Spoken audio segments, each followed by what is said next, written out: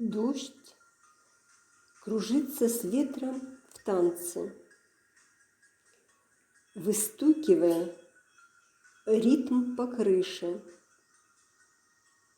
по подоконнику погромче, в окошко чуть-чуть потише.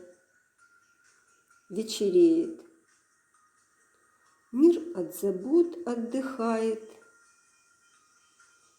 и лишь природа пристально наблюдает, как дождь чечетку в лужах отбивает, как дождь заставляет деревья хлопать ветвями в ладоши,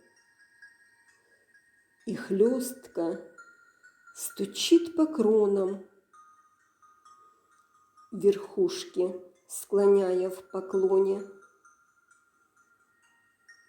А утром мир проснется чистеньким от дождя и снова засуетится заботами нового дня.